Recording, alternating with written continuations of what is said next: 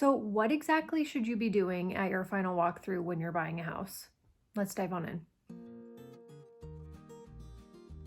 Hello, you guys, welcome back. If you're new here, I'm Rebecca. I'm a realtor based here in southeastern Idaho, and I make videos every single week talking about all things life in Idaho Falls, things to do here, tips for buying or selling, pretty much just everything under the sun when it comes to this sort of realm. But in today's video, I wanted to do something a little bit more broad and talk about what exactly you should be looking for when you're buying a house and you go to do your final walkthrough. This is something that I talk to all of my clients about because I feel like people in general know that they do a final walkthrough, but they might not necessarily know what the point of it is or what exactly the goal of doing it is and what they should be looking for. So figured this might just be helpful to cover and to give you some more insight into what exactly the final walkthrough is all about. So let's jump on in.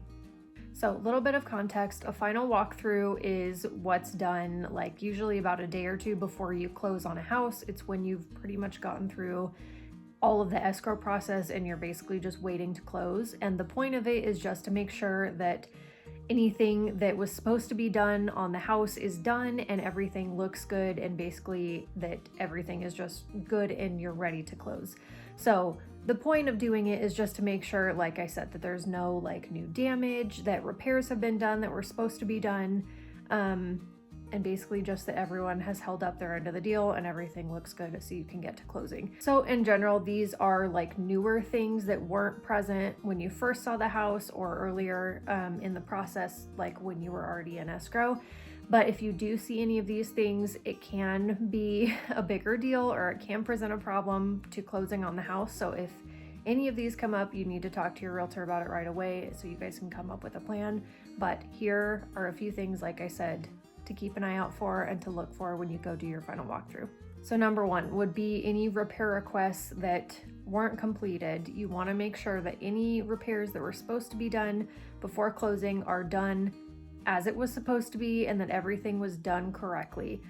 Like I said, if this is something, if you see that a repair wasn't done correctly or just wasn't done at all, this can present an issue because you've agreed for these repairs to be done. So you need to bring this up immediately and make sure you can come to a resolution about it, because this is something that can hold up closing. And of course, if there is an issue with the house as the buyers, you want to make sure that the repairs are done and done correctly. So bring it up immediately if you see something, or if your realtor sees something, deal with it immediately so you can get it resolved and just move on toward closing smoothly.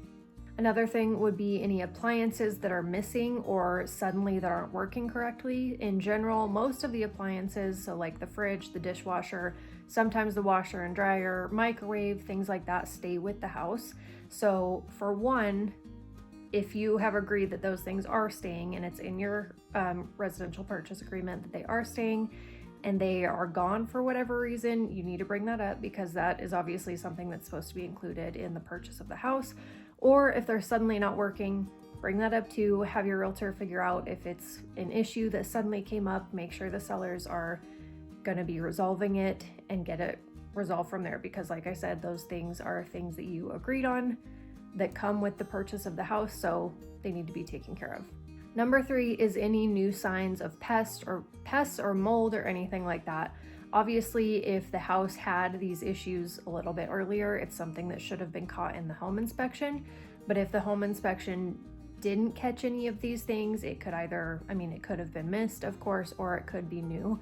So obviously that's a pretty big deal. Make sure you bring it up and make sure that nothing was missed and the sellers are taking care of it, or whatever happened is being resolved so you can get it figured out and go to closing. So there you have it. There is a few quick things that you should be looking for when you go to your final walkthrough, some red flags, if you will. Like I said, if you have questions or concerns about any of these things when you go do your final walkthrough, do not hesitate to bring them up to your realtor. It's their job to figure it out and get it resolved and chat with the listing agent or whoever to see what is going on with those things. And like I said, these things can hold up closing or the escrow process, especially if it's something that you and the seller have agreed upon beforehand. So don't hesitate. Make sure you bring it up and get it taken care of.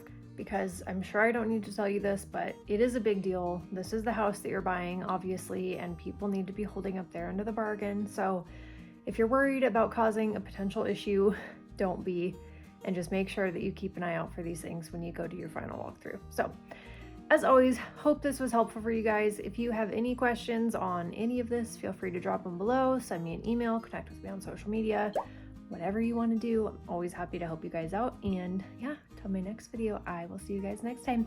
Bye guys.